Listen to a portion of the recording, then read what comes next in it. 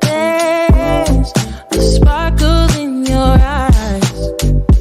I feel the warmth of your skin. Just the touch of your hand makes me do love. It's a smile on your face. It's a smile on your face. And as time goes by, I know I'm in a better place. I'm in a better place.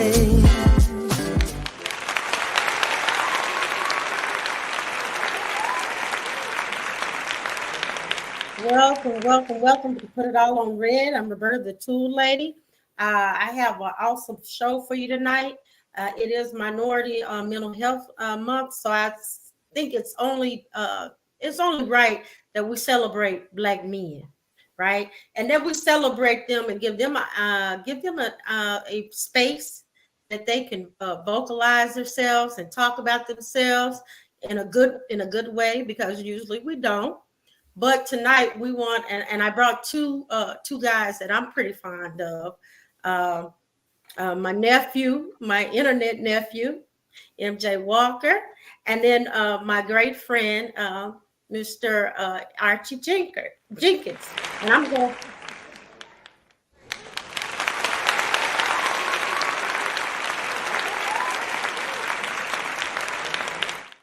So I'm gonna go ahead and let them tell you a little bit about themselves. We'll start with either one. You guys can make up your mind which one. I'm gonna let you go ahead and tell our audience about you.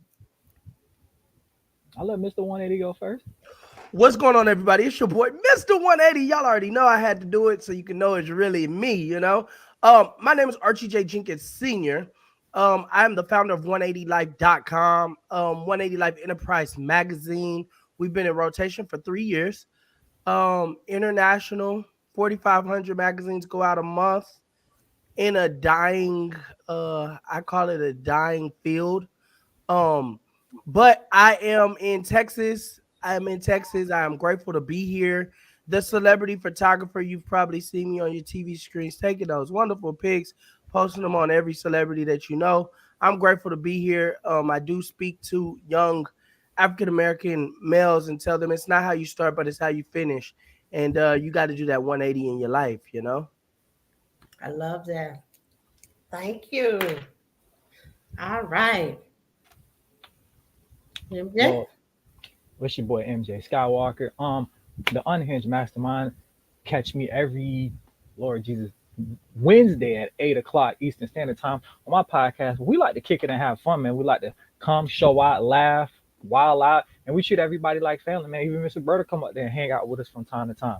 And we just like to spread a real message through the hard, honest truth. And sometimes, man, you know, our truth ain't for your comfort. So if you want a real good time, come hang out with us.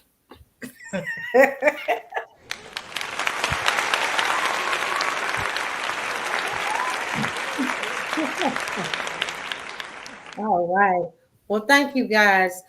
Let's go ahead and start, because as she said, there's a lot of people that want to talk. They want to talk about this topic. They just don't have a safe place to talk about it, or anybody that would talk to them, right? About being a Black man.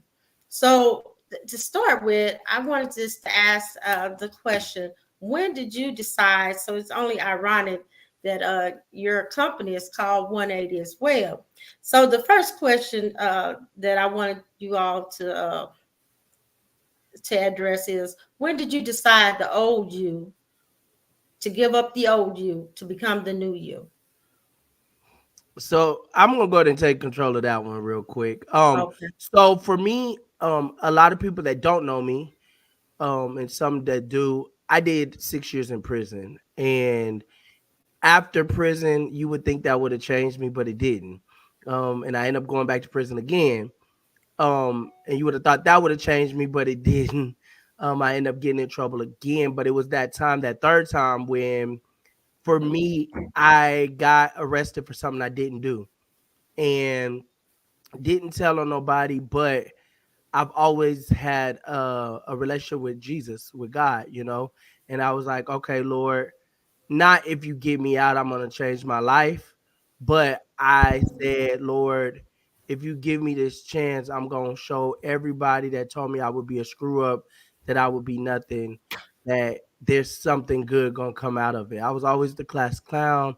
I was always getting kicked out of school. So odds was stacked against me. But it was one day when I really started thinking, I love math.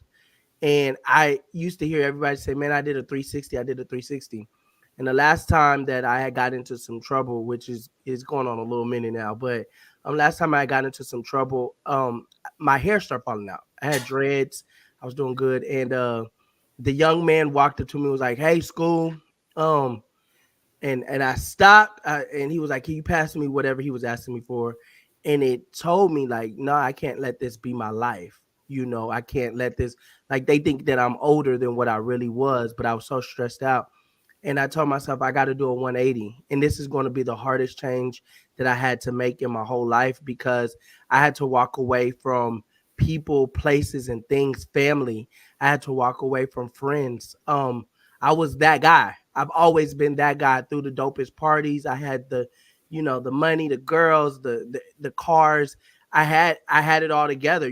I just would always get in trouble because I would choose fast money over slow money.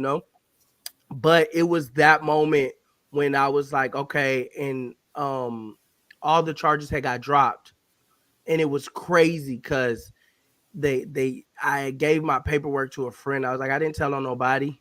It just the power of God that really came and like changed the whole situation. And I told myself, I'm all I got, so I have to make something shake. And I remember when I met my wife, all I got is a dream, a hope and a dream.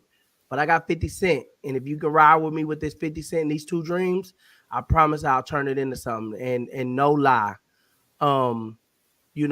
They actually, they already into the questions. I liked it. Now, y'all know, y'all talk to me. I'll talk back. She said, what's your upbringing? So I'm not going to even lie to you. I'm going to keep it 100 with you. And I hope that MJ, I got it. MJ, I hope MJ going to do the same. I grew up in a 2-parent household. Like, no lie. I'm the pastor's son. My grandfather is the bishop. I know. I grew up with some of these people y'all watch on TV. I'm going to put it like that.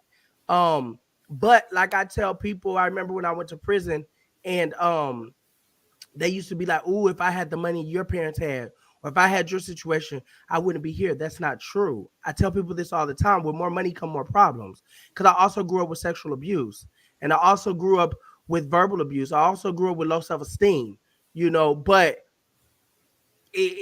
I wouldn't say it's the upbringing, because I believe I had a great childhood. Every Christmas was always dope. I had a car at 15.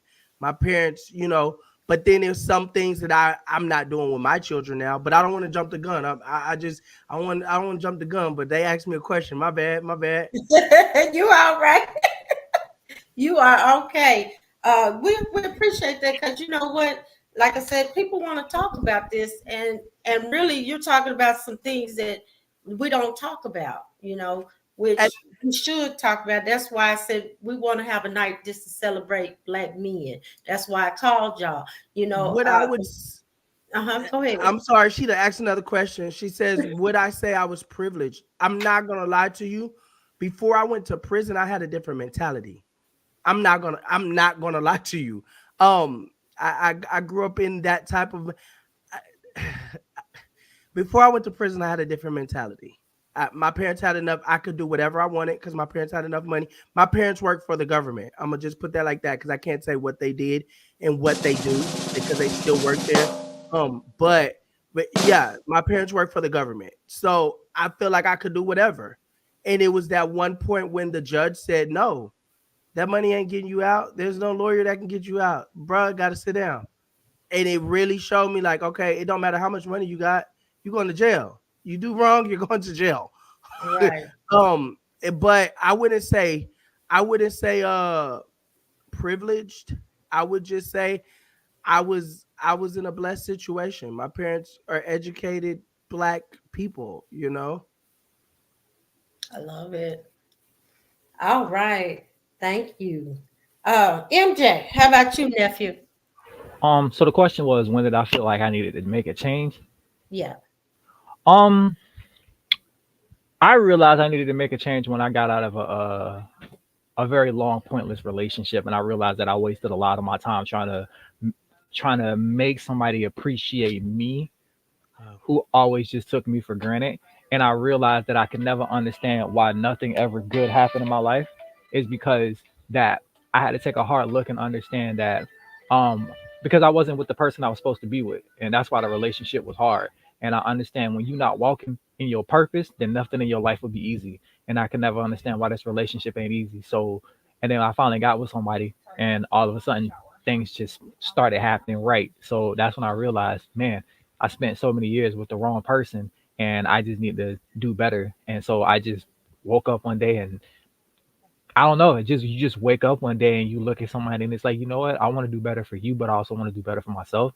And so that was it, and I had to realize that a whole other question. So would you say it was your fault or it's my fault? You know what? It's my fault because again, I had so many signs and I just ignored them. I was like, no, I can get past this. I can get past this. And I take full accountability for my actions. You know what I'm saying? I could have did better. I should have did better. I just didn't want to listen to what was right in front of my face. And so Can I I take ask you a full question? accountability. What's going on? What's Can up? I ask you a question? I'm sorry, Mr. Bird. I know I'm out of. So, do you feel like you had a situation as men? Do you feel like you didn't want to be alone?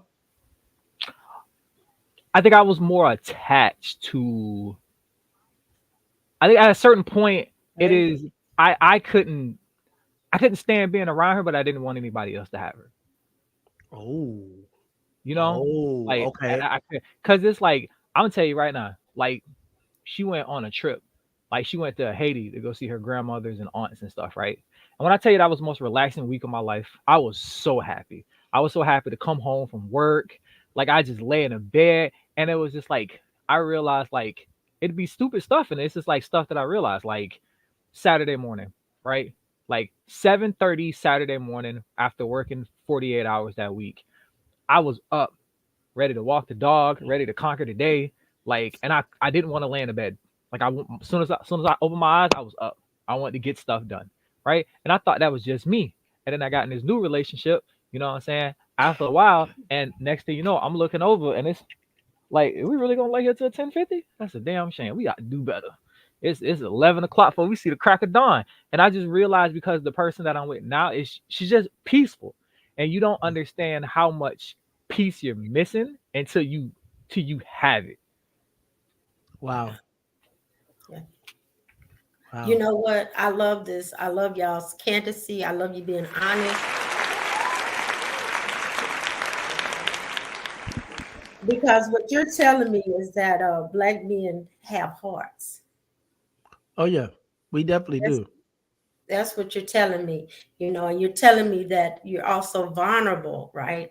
Because sometimes we don't see our black men as being vulnerable or being who they as men. We only see them, like you said, kind of putting on that hardcore, like, I'm so tough, I'm this and this, but they never show a side, like he said, I wanted some peace. Or like you said, I was trying to entertain some folk, and this is just how I might have got into a little bit of trouble, right?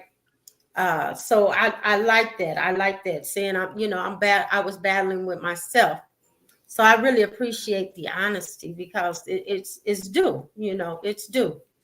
Now, to the meetup tonight, which you guys almost ate it, the whole elephant at one time, but but to the meetup tonight, which tonight's topic for the audience is the triumph of being a black man, because I think we ought to renew the black man's not this identity, but your worthiness, right?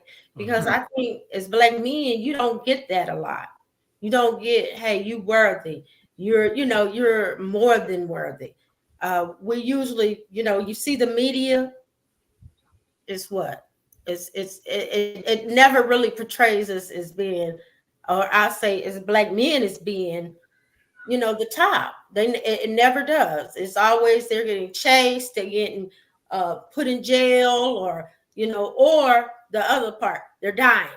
They got shot here, here, here. So, that is the goal tonight, is just to show that Black brother that's out there that you are worthy, and that you can do it just like these two brothers did. They came from two different walks, as Archie just shared about his background.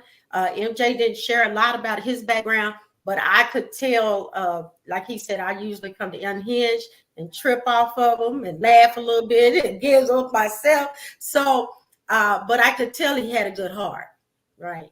I could tell that just from the communication and just being a part of his show. So now to the meat of the show tonight, as I believe we're gonna eat this up. Oh, that's a good question. Go ahead. Sorry, they got a question on the screen. They throwing the good questions in. What about counseling? What are your thoughts as Black men? Okay. MJ, you want to take that? Because I probably got a different view. I'm gonna take that. Listen, it's first of all, not even just Black men, for everybody. It's very much needed. And I didn't realize how much I was letting everything in my life affect me.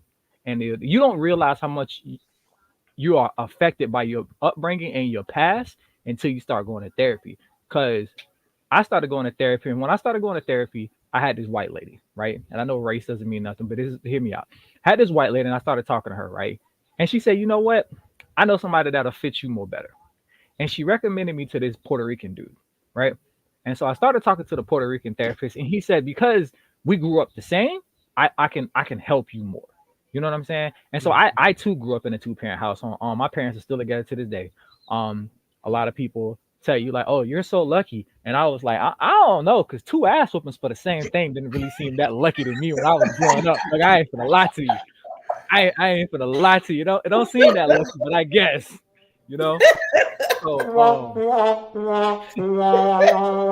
it didn't seem that lucky, but I guess though. But so I think the thing is because my mom got hurt like when I was like in high school, so she couldn't work. So I watched my dad do a lot of working. And so a lot of the times, especially on social media, when we talk about this whole 50-50 and all the man got to pay all the bills, I watched what my dad went through, and I was like, ain't no way in hell that I'm finna pay all the bills. Watching what he went through, ain't no way. You know what I'm saying? Having a part-time job and having to contribute to the house at like 16, 17, because, my mom got hurt and couldn't work. It's just like, and I didn't realize that until I went to therapy. You know what I'm saying? I went to therapy and I started understanding like, hey, this has shaped you forever. You know what I'm saying? And so therapy is something that's very much needed, because you'll never change the behaviors that you have if you don't understand what it is.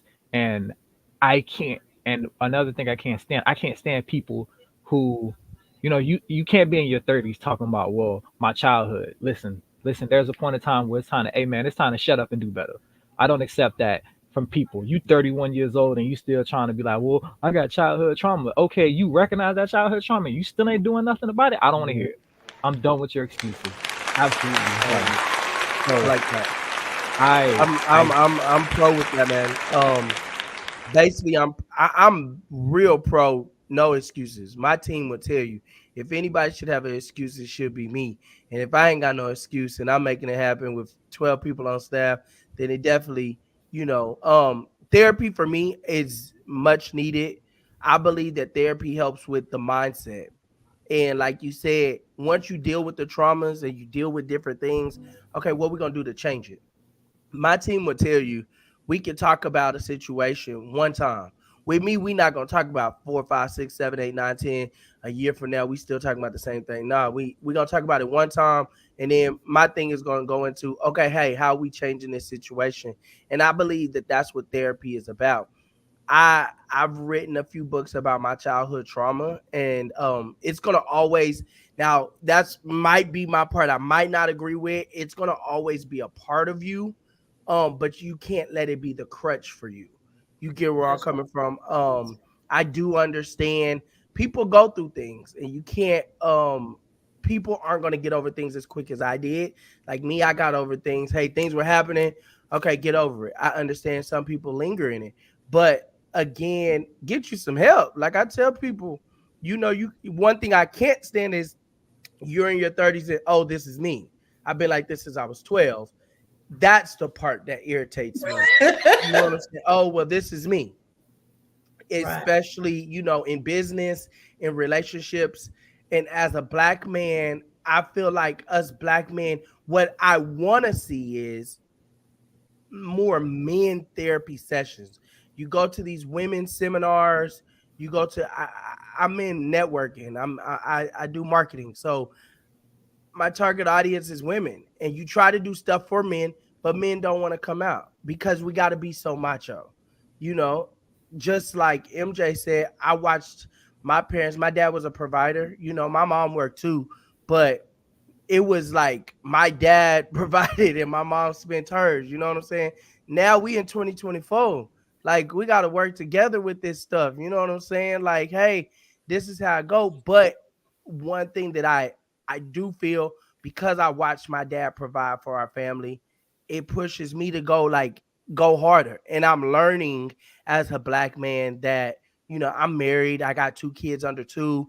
You know, if it falls apart, they gonna blame me. It's gonna be, hey, how you let your family fall apart? And good day, no, because it should be a team thing. Okay, we're gonna do this, we're gonna do that. But at the end of the day, the way the society got it set up as black men, and this is even sidebar. If you've noticed now, black men are taking their own life. They didn't used to do that back in the day. You know what I'm saying? Like that wasn't a thing. Black people taking their own life. Nah, we didn't do that. We were strong, but black people are doing it because it's a lot. I'm on the road, and some days I have to call my my therapist. Hey, I need a session, an emergency session, because it's just so much I got to do. I got to make sure the business is good. I got to make sure the family is good. I got to make sure the kids are good. Make sure my wife is. It's a lot that you got to deal with, and then life happens. You know what I'm saying? Then, I just got back from Cali. My brakes went out. Like literally, somebody snapped the line on my brakes. Then the tire breaks. Then there's a water leak. Then there's a storm, and then the power goes out. Then and you just like, bro, can I catch a break? And everybody come to you, MJ, and be like, hey, I need you to fix this. I need you to fix that. You know what I'm saying? Okay, they ask some more questions. Do you all have kids? Are you raising sons or daughters? What are they teaching them regarding this topic? I do have kids. I do have 2. I got a son and a daughter. My kids are under 2. So we're still in the Google Gaga stages. But with my son, I talk to, no, I'm not gonna say Google Gaga stages. I never went through that. I do talk to my kids like they regular people. We don't do Google Gaga over here at this house, but for mental health, big shout out, Miss Z is on here. There we go. There go my peoples, y'all. For mental health, I am gonna raise my kids, and mental health is huge. Because I went through a lot, you know what I'm saying? And as back in my day in the 90s, you know what I'm saying, in the early 2000s, they said toughen up, you be all right, you know what I'm saying? And it dealt with like literally all my 20s. It wasn't until I was late 20s till I started getting stuff together, getting married. But yeah, I'm gonna give it over to MJ. MJ, you got some kids, man? So I don't have any like biological kids, but my niece ended up having 2 kids at a very young age. So I've been a very male active parent in both of my great niece and nephew life. So I don't have any kids of my own biology, but I am helping raise a 15-year-old girl and a 13-year-old boy. And I tell you right now, it's not for the weak. I want to choke both of them every single day. I swear to God, if my nephew called me bro one more time, I'm gonna put him in a headlock. Y'all gonna see me on the news. And if my niece acts like she don't hear me because she got one of her AirPods in, I'm gonna push her out of a moving car. I swear. So when I had my niece and nephew, bro, that was rule number 1. You're not putting on no headphones in this car. Well, we don't want to listen to your music. This is my car. Get your own car. You listen to whatever you want to listen to, but in it, because for me, it was a safety thing. Like, what if something going on? I can't even get in contact with you. I gotta text you just to talk to you. So I definitely get it, bro. Right. It's so bad. But far as just trying to parent, I try to keep it as honest as possible. And I think I'm not sugarcoating anything. I told them this one time. One time they were both, doing a brother and sister thing. They got into a fight, and I came around the corner and they in there fighting. Right? They throwing hands, and I reached around there and I snatched her behind up, and I gave her the business, and then I reached over and I snatched him up and gave him the business. And I said, let me tell you something, ma'am. I said, until you birth some kids, you don't put your hands on nobody. Absolutely not. And I said, excuse, and you, sir, I was like, you supposed to be the man to protect your sister, not be fighting with her. So, and you need to control his emotions. So I talked to my niece about decisions. I was like, are you at a part of your life right now where the things you do can impact you for a really long time? And when I mean that, I mean about these boys. It's like, listen, you getting doggone straight A's. You on a fast track to the Air Force. You know what I'm saying? And we all know the Air Force is not always the easiest place to get into. They want the youngest and the brightest. And you talking about you can graduate early and get into the Air Force. I'm like, please stay on that path. You know what I'm saying? Because that's free education. That's free college. My nephew, he wants to be athletic. And I'm like, he wants to play sports. He plays basketball. He plays football. He's 100% dedicated to it. He wants to be at every training camp, every practice. And I don't have a time spending money on equipment, training sessions, all that. Just as long as you giving it your 100%. And so I tell him it's about making a right choice far as like your friends. Not everybody that cool. Not everybody you hang out with is not your friend. Understand that. At the end of your lifetime, you're gonna have 2 or 3 good friends. That's about it. Not everybody. Don't call everybody your friend. People are acquaintances, co-workers. Round the way person. Not everybody's your friend. Be careful of people you run because people will see you go to a camp and really be mad at you. So be careful of the company you keep. Is what I try to preach to him. And I tell him all the time, bro. Listen, honestly, I want you to stay out of trouble because when you in trouble, I got a parent. Do you understand how annoying it is that I gotta find stuff for you to do because you in trouble instead of letting you go in your room and play your video game all day? I don't care that you play your PlayStation all day when you getting good grades and you did your chores. But when you don't, now I gotta be on you. Now I got a parent, and I don't want a parent on a Saturday and Sunday. I'd rather leave you alone and you leave me alone. So, cause adult ain't fun. Let's alone parenting. That's crazy that you say that because I was at a conference, I want to say about a month ago, and I was telling them young guys, what you do in your teens reflects in your 20s, and what you do in your 20s reflects in your 30s. And I never could understand the whole philosophy of that till now. Basically, you can even look at it as in credit. I just purchased a home at a higher interest rate because of something that I did when I was 23. You know what I'm saying? And you trying to get that off your credit. You can do it even in life. I can't get certain jobs because, hey, I did this. And it'd be like, man, that was like 13 years ago. You going to really hold this against me? And I really can relate with that friend thing, man, because my best friend, well, he was my best friend from 9th grade. And I told this to my nephew. One thing about a person, you put them in the wrong situation, they'll turn into somebody you don't even know. And we've been riding since 9th grade, and it was when we was 24. And he got on the stand, said I did something I didn't even do because he didn't want to get in trouble. You know what I'm saying? Like he didn't want to go to prison for stuff that he had did. And I told them the only reason I'm in this courtroom because y'all got my car. That was it. Other than that, I have nothing to do with none of this. I have no clue what's going on, but it just really like because these kids are so quick to call people their friend. Oh, this is my friend, this is my friend, this is my friend. And then when it's time, when you down and out, when I'm telling you, I did all this time and ask how many friends put some money on my books, how many friends answered their phone, how many friends came through. Everybody ain't your friend. I'm telling you that, like everybody. I'm telling you, don't do that. Hey. Why you doing that? Y'all got me throwing up stuff on the line. Hey. Where you going? That Mo 3 hit different. Everybody ain't your friend. Everybody ain't your partner. That hit different. Ain't that the truth though? It's the truth. It's real. It's real, and I think it's a conversation that needs to be had. And I'm like you. There is a lot of conferences for women. Women retreats. Women is, but men never do link up. As a fact, I've heard other men say, I'm not saying nothing to that dude. You be like, what? You know, just in passing, you just in a brotherly fashion. You don't have nothing to say to this guy. So Mm-mm. so let's alone take time to get into a safe position to talk about some things that, hey, because we all don't know everything, right? Mhm. I don't know everything. Sometimes I gotta learn from somebody, right?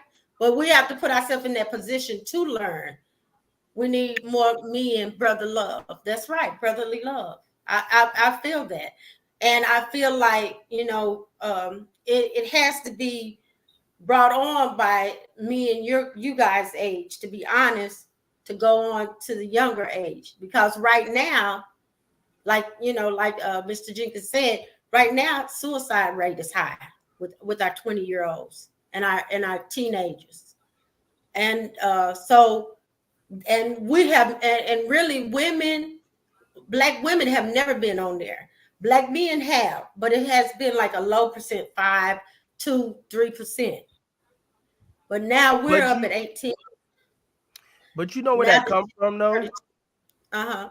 That comes from like a lot of black men being judgmental because Yeah. like these young kids, like these teenagers in their 20s, they be having a lot on their mind. Like we wasn't thinking like this at 18, 20. Mm-mm. You know what I'm Mm-mm. saying? Like we Oh, like Jesus. we was going to the movies. You know what I'm saying? We was chilling, going to the house parties.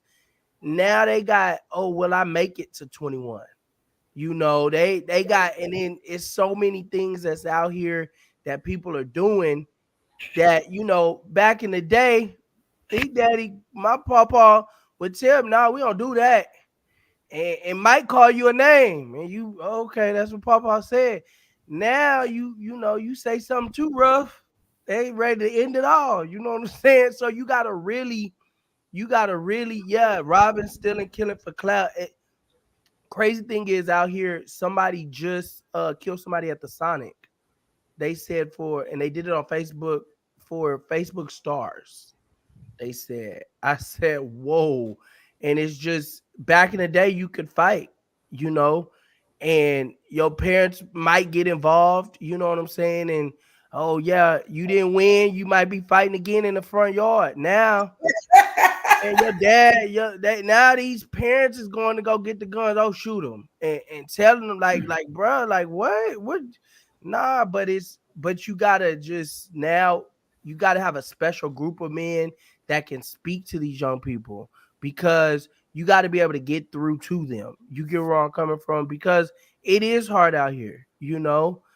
Like you can't go nowhere without they shooting up Juneteenth out here, they shooting up places. It is kind of scary, you know what I'm saying? But at the end of the day, like with me, is I feel like I walk a little different because I have my kids. And with my kids, it's like, okay, I'm so cautious of what I do. I pay attention to my surroundings. I try to, you know what I'm saying? I try to make sure I stay out the way to make sure I can live another day. You know what I'm Right, saying?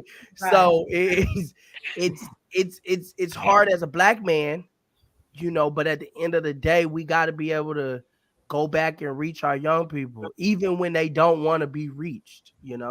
That's right. That's right. That's right. MJ, did you have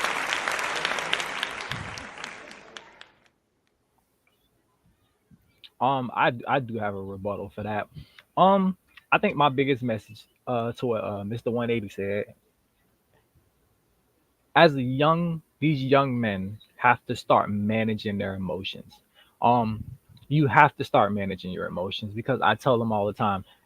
The crazy thing about it is you think like men will look at emotions as weak, but like you think crashing out about something simple and stupid is tough where it's really emotional. Like you are emotionally overreacting. All your hardest gangsters, they're emotional. That's emotions. yeah. You killing somebody for because you emotional. You let a 10-second decision, you know what I'm saying, mess up the next 20, 35, 50 years of your life and you ruining the family because you emotional.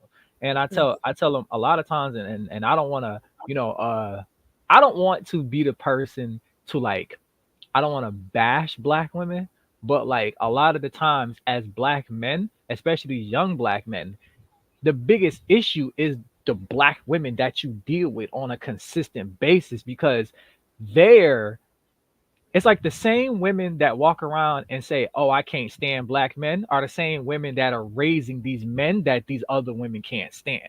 And so it's like you have to stop getting yourself bent out of shape about a person who hates men.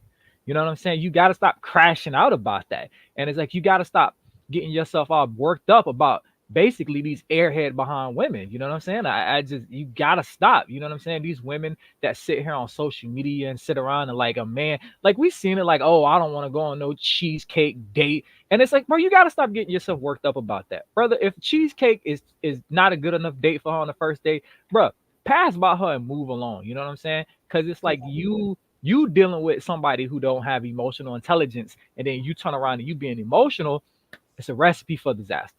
And you have to stop dealing with that. And another big thing that I've always told like my nephews and stuff, you know what I'm saying? As a lot of these black women are scorned because of the men that they've dealt with, and they're gonna lump you into that category. And you cannot let them lump you into that category, because you're gonna do nothing but just you're just another statistic to her. So you don't let her lump you into that category. You know, you get these women that you don't want to do what they do, they'll sit there and call you sassy. And that's another big thing far as black men's mental health. It's like, bro, we gotta stop. As black women have to start, we have to, as a community, young men, learn some self-worth. And black women, stop attacking black men. Because it's like we understand why do black men not communicate? Because the moment we open our mouth, we all of a sudden we getting sassy, we gay, we emotional, we punks. You know what I'm saying? And then you wonder why black men don't speak, and then you wonder why the suicide rate is getting higher, because black women be sitting out there driving you crazy. It's like it really do be like that. You know what I'm saying? And I'm not saying that's all black women, but when you deal with a certain intelligent level of black women, you look at social media right now. A man don't want to take you out on a date, a $300 date. That's gay. He's sassy. A man don't want to deal with you because you too much, and all of a sudden you calling him a faggot, and it's like that's crazy. Yeah, That's crazy. And I think it's bashing, right? It's the same way as a man saying, you know, if you don't want to do this, then you're a hoe. It's bashing. It's bashing either way it goes. And I do get what you're saying as far as some black women, because I can be in a store sometimes or somewhere public, and I can see black women addressing their young black children, but almost like they're military. You know, do you know what I'm saying to you? You know, don't do that, do this, this, and this, and chastising them in front of like everybody in the barbershop. Everybody. And when I tell you this and that, I'm like, oh my God, you know, you taking it overboard, and this young man got a self-worth. So you stripping him of his self-worth, and you doing it to 6, 5, 4, 5, 6, 7-year-old kid. What do you think he gonna have left by the time he get 18? You know, if you talking to this kid so harshly, handling him so rough, you know, because I've seen him do it, and I know that it's not knowing any better, and then I know that it's like you said, possibly been hurt before by, you know, black men, and not really thinking about it. You know, I was hurt like this, and you remind me of your daddy, or you remind me of my daddy, or and this not process, but I can't take that out on my child. So I kind of understand where you're coming from, because sometimes I have seen, and hey, we're keeping it real. You know, this is honest. You know, an honest conversation that needs to be had.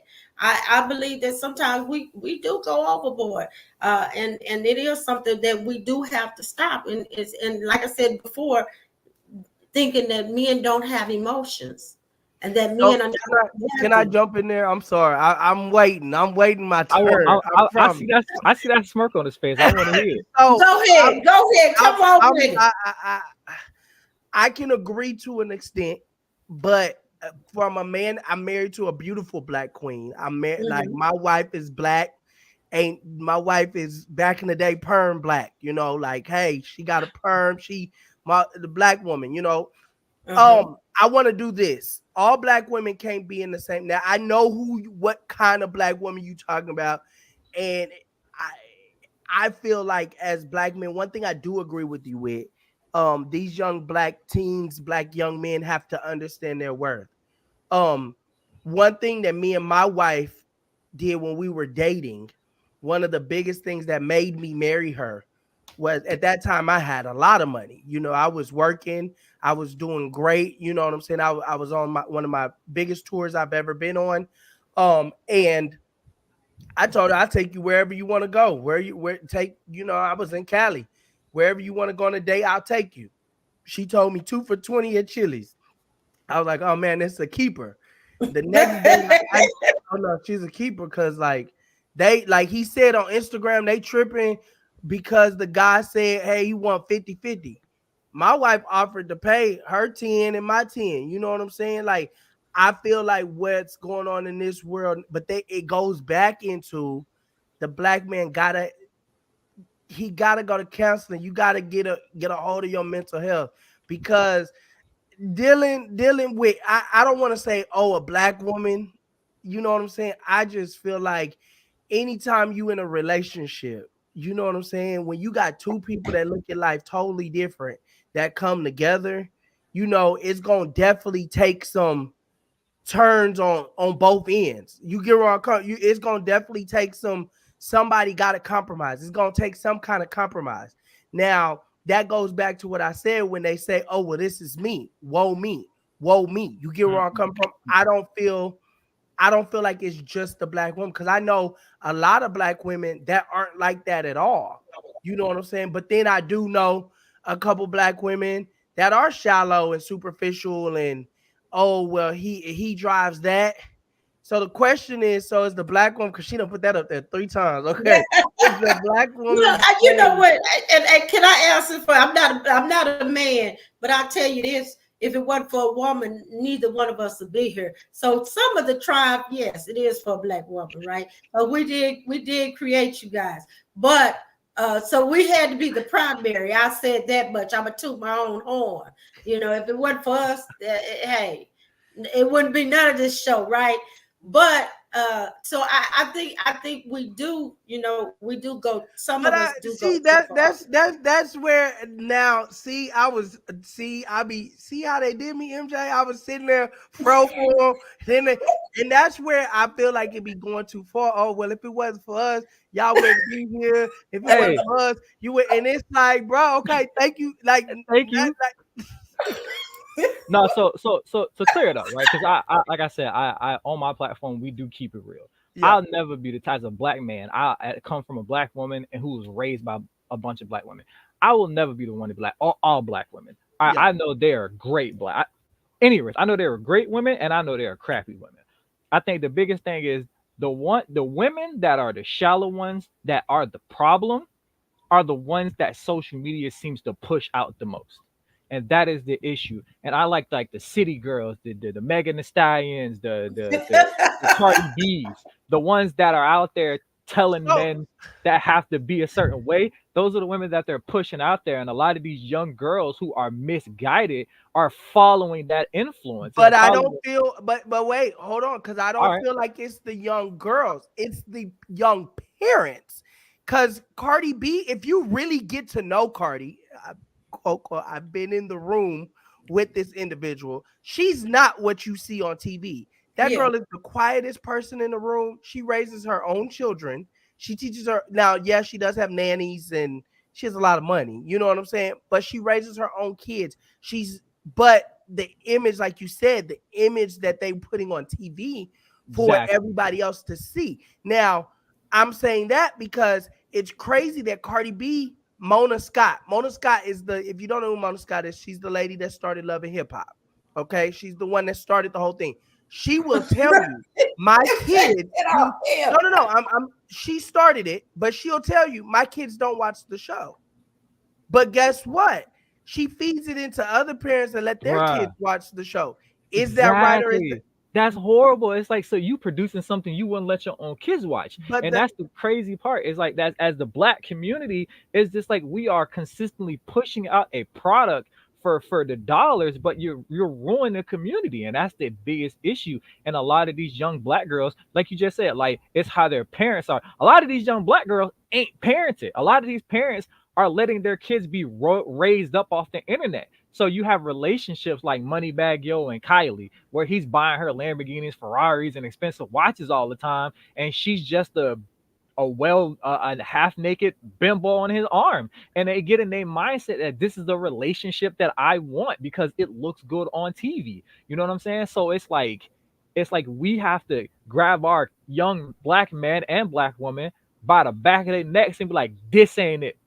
You understand? This ain't it, bro. This Okay, ain't it.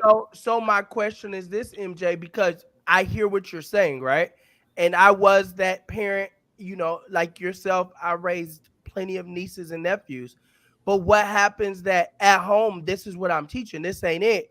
But the minute they get to the school, they teaching this is it. Oh, you know what? Just go get on your phone because I want you to be quiet. They're not even teaching education like they used to back in the day. You know what I'm saying? So even though we're trying to protect them from Love and Hip Hop, Cardi B's, Megan Thee Stallion, when I see 6-year-olds online that can repeat all of the Megan Thee Stallion songs or the Cardi B songs, but you don't even know what 4 times 4 is, that's the issue for me. It goes to the parenting. Where back in the day, in the black household, we wasn't, but the black household, they used to say, what goes on in this house, stay in this house. And we was very secretive. Now, I can't stand that girl at all. Look, I can't. Hey, listen, I can't stand her music either. But my girlfriend laying in the bed, and I was over here like I say, "Ooh, baby!" I was just over here yelling at her. She just looked at me and shook her head. I can't tell you not one song. I can't tell the songs either. I just hear them. I hear what you're saying, and here's the thing. For me, I had the same thing. Like I grew up around a bunch of guys, and I hung out with all. I didn't hang out because I didn't hang out with the bad guys, but like when I would go to the basketball court, you know what I'm saying? You'd see the dope boys out there playing basketball and stuff. But I went to the basketball court, I went to the football games, I hung out with those guys. And even though I hung out with those guys, the biggest issue is I don't give a damn what anybody else got going on. Okay. I'm more scared of my daddy than I am any of y'all. So you can't punk me into nothing because I gotta go home and deal with my daddy. And that's somebody I ain't trying to go home and deal with. So no matter what, because I had people try to give me drugs to sell. They was like, hey, bro, can you hold this for me? Oh, man, you a punk. You won't do this, that, and the third. Hey, come skip class with me. No, and hell no, because you don't got to go home and see my daddy. And that was the biggest thing for me. I think a lot of kids aren't scared of their parents. I know it's crazy to say, you know what I'm saying? Aren't scared of their parents. I was scared of my daddy. Okay. I wanted nothing to do with that man. I got a question for you, MJ. I got a question because me and my wife have this conversation all the time. Because I feel like I should put the fear of God into my children. I want you to be like, I'm about to call your dad. No, hold up, time out. Let's renegotiate this. Because that's how I was. They'd be like, oh, I'm gonna call your dad. Hold up, time out. Because I can see my whole life flash before my eyes. Wait a minute. Let's not get too hasty. Hold on. Let's talk about this. Let's negotiate. Right. Let's talk because I don't want you ain't got to go home with this man. I do. I'm good. I'm back tomorrow with cocoa butter on like he ain't did nothing to me. You know what I'm saying? You know what I'm saying? I don't want no smoke. You hear me? But do you feel like so I kind of got 2 questions for you. Do you feel like women are pushing us away from parenting these children or do we need to take back our households? What do we need to do, man? What do you feel? I'm gonna tell you the thing right here. Here's my life advice to any young man and young woman. Young men and young women out there, do me a favor. Do not have any babies until you are married. And do not get married until you're at least 30. That way you do not have to deal with women who want to, because a lot of women use kids as a punishment to men. And so what happens is you lose that grip on raising your children, right? You lose that grip as a father. So as a man, yes, as men, we need to be prevalent in our kids' lives, especially as black men. So but you also have to understand the person that you're dealing with. Because if you understand you're dealing with somebody who has traumas, who's not healed, and you go out here and you do some stupid stuff to trigger that trauma, then what you're triggering is like, I don't want you around my kids. And so what happens is you got this angry person, angry mom who don't want, who might be a good dad in these kids' life, because there's a lot of men out there that are good bad boyfriends and great fathers. And guess what? When you have a woman that's triggered and everything else, that don't matter. You could be the best dad in the world. She don't want you around them kids because now she's mad at you and she has unhealed things. So it's like, understand a person that you're dealing with. That's one thing. Understand the person that you're dealing with. Yeah. That's my biggest thing. Stop laying up with people because y'all vibe good. Because it never ends well. You understand? That's I feel like these days dating is different. You know, I was talking to a friend the other day, and I'm like, "What do you know about her?" I asked my homeboy, "What do you know about her?" Oh, well, we be vibing. Okay, what does that mean? Like, you know, she got 5 fingers and 5 toes. Like, what do you like? What is it? You know, like now I got so many questions. Does she have a best friend? What does she believe on birthdays? And I think it's different for me now that I'm married. You know what I'm saying? I'm not gonna lie. Everybody that knows me, even they on the live, I got married after 27 days of knowing my wife. You know what I'm saying? Like I didn't date. And we went through turmoil. We just got to the point of, hey, I actually like you. Hey, you know what I'm saying? Like, hey, how old were you at that time? I was 29. So okay, see, you almost 30. You hold on. I say this. The problem is you have a bunch of people that are having kids with people. You're having kids in a stage of your life where you don't even know who the hell you are yet. You don't know who you are as a person, and you out here trying to raise somebody else. You trying to, and then there's a lot of kids raising kids. You trying to raise a child with somebody that you don't know them. You know what I'm saying? Right. My dad always told me, when you have a person, let's say you have a 25-year-old and a 25-year-old, you are combining 50 years of life experience together and trying to make that work. And when what happens is you got people who be broke up at the baby shower, because how y'all not together at the damn baby shower? Y'all broke up at the baby shower. Make this make sense. Looks like the baby daddy on his way, and they do. And y'all just was together making a baby.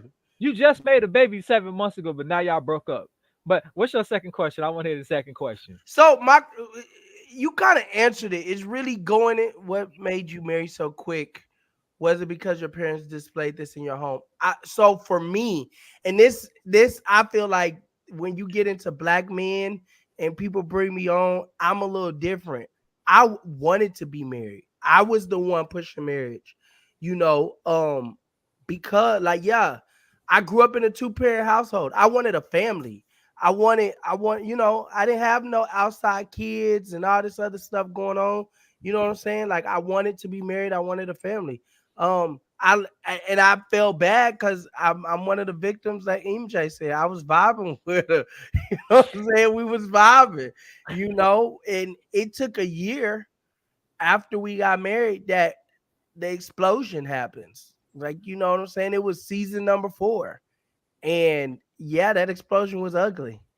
And it got ugly and ugly. And but then you got through it, though. Yeah, we 5 years in now. You know what they say, she ain't going nowhere. I ain't going nowhere. Say it again. You want to know why you 5 years in? Why you feel that? Because you married somebody that you realized that you needed and that you love, and you didn't marry somebody who was somebody that was convenient for you in the process. Because a lot of people are out here getting in relationships. Hear me out, because I be preaching to people. I said the problem is y'all out here getting in relationships with people because they fit you in the moment. Like, he do this and I do that, so he fit me in the moment. But at the same time, you know what I'm saying, that person is beneficial to you. You looking at this man pockets, and you looking at, well, this he got a good job and she can cook and she willing to stay home. Okay, but do you like this person though? Just like Jenkins said, do you like this person? Y'all out here getting in relationships with people that you are not even compatible with. You know what I'm saying? Yeah. You're not even compatible with this person. Y'all just click in the moment. You know what I'm saying? He like taking trips. I like taking trips. Okay, but like when y'all grocery shop, is y'all gonna argue about the shit you put in the basket? You know what I'm saying? Can And you who spend gonna pay for it? can you right? Can you spend time with this person doing absolutely nothing?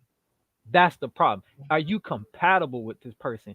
You not you not looking at it from a standpoint of, hey, in 10 years, am I gonna like this person that's here? And that's the problem. A lot of people out here getting married because of a good vibe, and then wondering why, oh, I got a divorce because you didn't know the person that you married. Yeah. You Yeah. don't know this person that you marrying. And for me, I think now the relationship about men, I think we're honestly getting to know each other. You know what I'm saying? Because it's like you can ask me a lot of questions and I got an answer.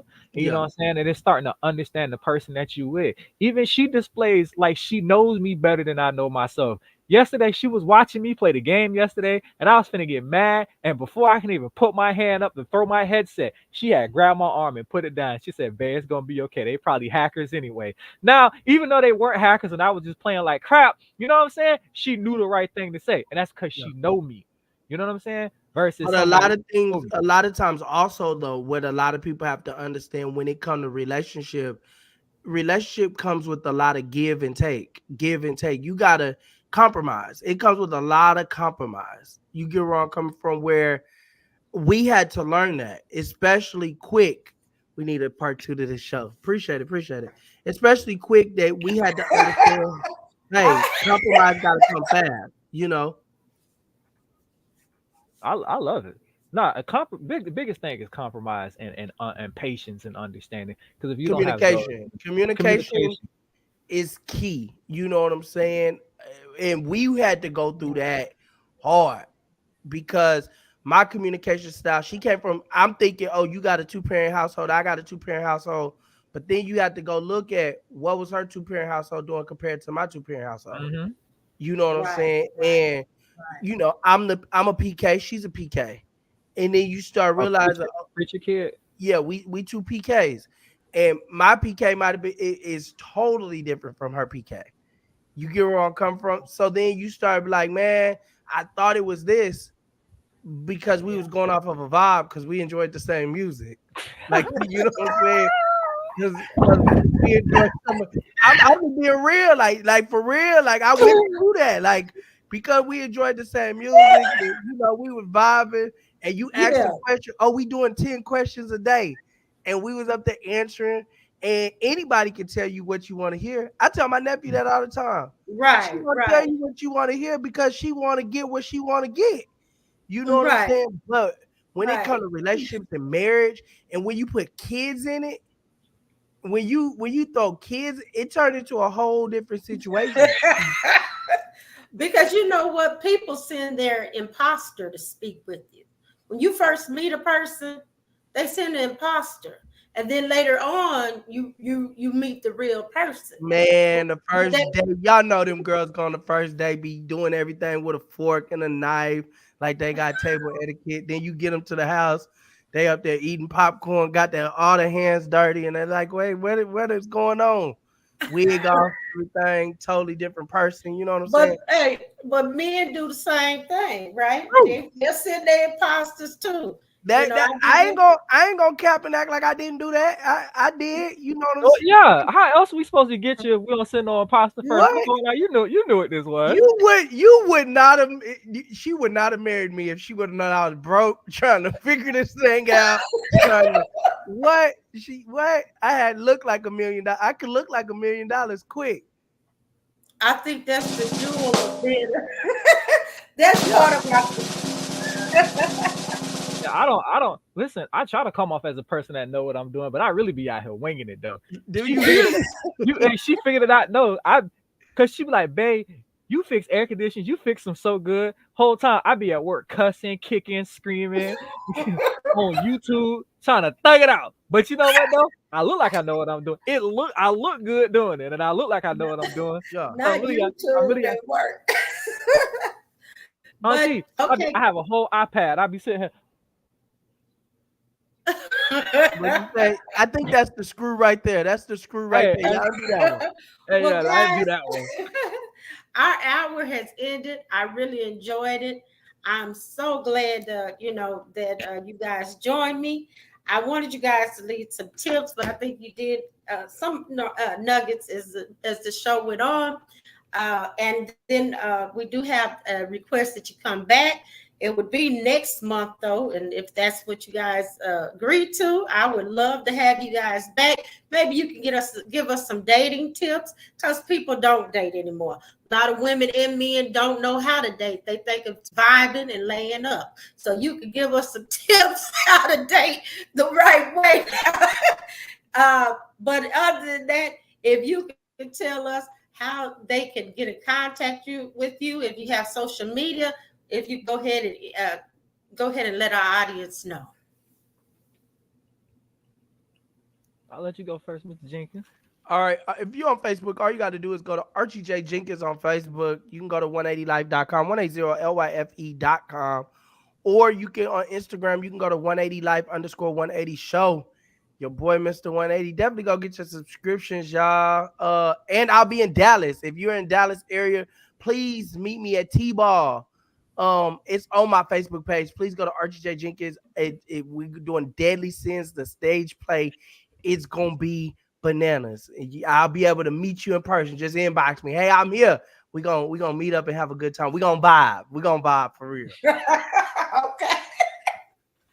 All right, MJ. You can right there on the thing. MJ Skywalker, hit me up on Facebook, man. And if you ever want to be on the show, you watch the comments you was in the show, please hit me up. We more than happy to have you on the show. We'll even make a whole show for you. You know what I'm saying? We on every Wednesday, 8 Eastern, 7. What y'all, Central? Mm-hmm. We're Central. I'm about to say I'll be like 7 Texas time. we 8 Eastern, 7 Texas time. Yeah, man. Right. MJ Skywalker, just hit your boy up, man, and we get it cracking, man. Again, thank you for joining us. We put it all on red. Kisses and love.